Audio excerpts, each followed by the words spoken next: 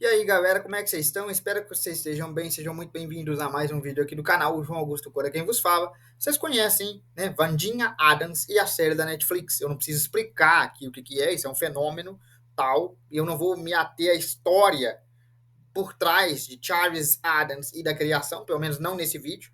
A gente vai comentar aqui justamente a série da Netflix. Lembrando que esse vídeo vai ter spoiler da segunda temporada, então se você não viu, deixa o seu like, mas não assiste, porque senão você vai tomar spoiler. Agora, se você já viu, vamos a alguns pontos curiosos e muito interessantes que tiveram na segunda temporada e que a gente vai comentar nesse vídeo. Só lembrando, vai ter spoiler.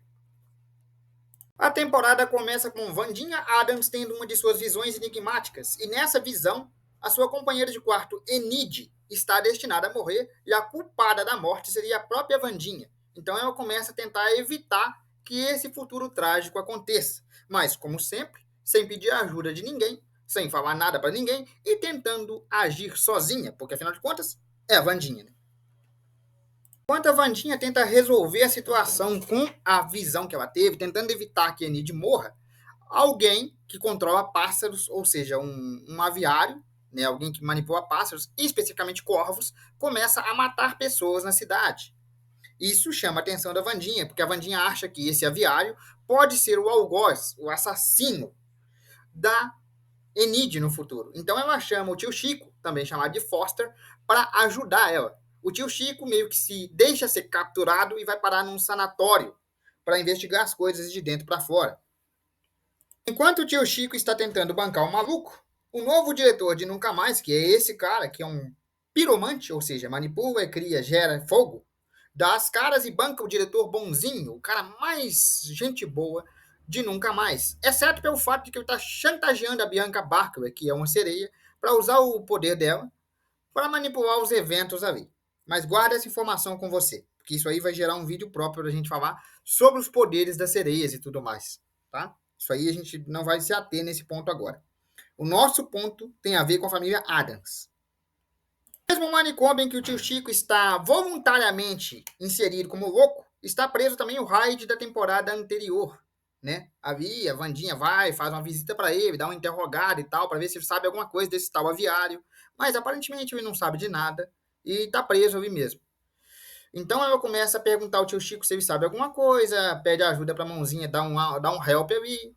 E até então, eles vão investigando, investigando, investigando, até que descobrem que esse aviário, na verdade, é a vice-diretora do próprio manicômio e que ela tinha experiências não autorizadas com excluídos, né, com pessoas que têm alguns dons, né, e que tinha uma sala cheia delas e que ela tinha falsificado obituários e tudo mais. Então o tio Chico e a Wandinha libertam esses excluídos de Nunca Mais, para esses excluídos que estavam presos lá, para derrotarem essa aviária. Só que no meio da confusão, Tyler, que é o Hyde, também escapa, e isso não fazia parte do plano.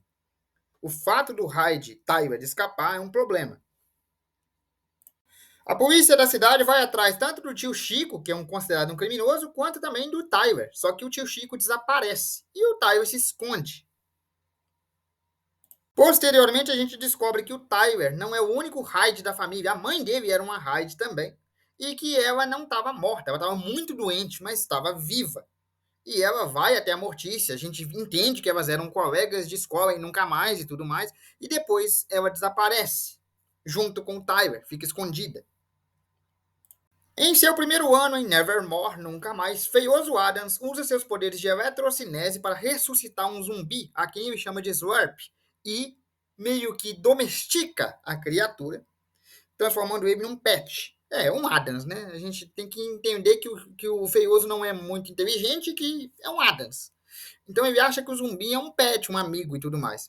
Posteriormente, o zumbi se solta, como já era de se esperar, e passa a ser caçado pela polícia da cidade. Mas a polícia não ia dar conta de um zumbi, como era de se esperar também, e o zumbi começa a se alimentar de cérebros pela cidade inteira. E conforme ele se alimenta, ele vai restituindo a sua forma humana. Pois é, mas a gente descobre que o tal Slurp, o zumbi do Feioso, não é um zumbi qualquer. Conforme ele recupera a sua consciência humana e também a sua carne humana, ele vai atrás da sua família. E ele é tio do Tyler e irmão da mãe do Tyler. E a ideia dele é tirar o Hyde de dentro da própria irmã e também tirar o Hyde de dentro do sobrinho. Depois a gente descobre isso com o tempo. E que ele era um amigo muito íntimo de Gomes Adams no passado. Isso, guarda essa informação. O tio do Tyler, que é o zumbi que a gente viu, era um amigo muito íntimo de Gomes Adams no passado. E um cara muito inteligente com poder de telecinese. Ele era um cara inteligente, chamado Isaac, e era muito hábil em telecinese. O poder excluído dele era telecinese. Ele era muito amigo de Gomes Adams, e Gomes Adams era um dos seus poucos amigos. Passado, antes de Vandinha e Feioso Adams existirem, Gomes e Mortícia Adams eram namorados, amantes, enfim, gostavam um do outro ali. E o Gomes, na juventude, como eu disse, era amigo do Isaac, que naquela época não era zumbi. Ele era um excluído de nunca mais. E era um cara muito inteligente, um cara a favor da ciência, um pesquisador. E ele queria eliminar o Hyde que tinha na sua irmã. Então ele montou uma máquina que possivelmente iria tirar o Hyde da sua irmã e deixava viver uma vida normal, como se ela não fosse uma excluída. Só que essa máquina determinava-se de muita energia. E naquela época, Gomes Adams era um elétrico. Ele tinha eletrocinese, da mesma forma que Chico Adams, seu irmão. Então, ele convenceu o Gomes, de livre e espontânea vontade, a ajudar. O Gomes, como estava feliz em ajudar seu amigo, concordou.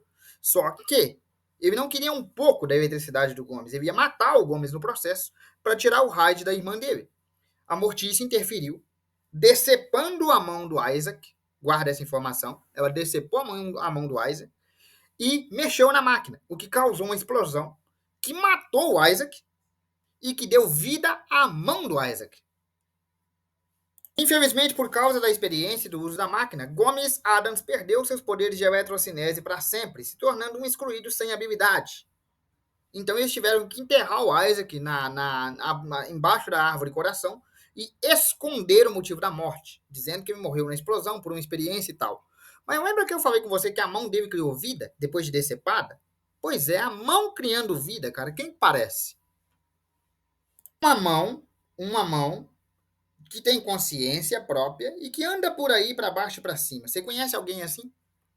Pois é uma mãozinha. A mão do Isaac, que é o zumbi que eles chamavam de Slurp no começo, é uma mãozinha. Foi explicada a origem do mãozinha dentro da série. E o mais interessante, foi explicado também os poderes do Gomes Adams, que ninguém sabia que poderes ele tinha, e por que ele não tem nenhum agora. Ele era um eletrocinese, né? Ele tinha mesmo poder que o Chico, só que depois dessa experiência fracassada, ele infelizmente sugou todo o poder que ele tinha. E os Adams adotaram a mão decepada dele como mãozinha, que é o que você está conhecendo aí agora, que a gente ama ver na série. É uma mão com consciência própria. É a mão do Isaac decepada.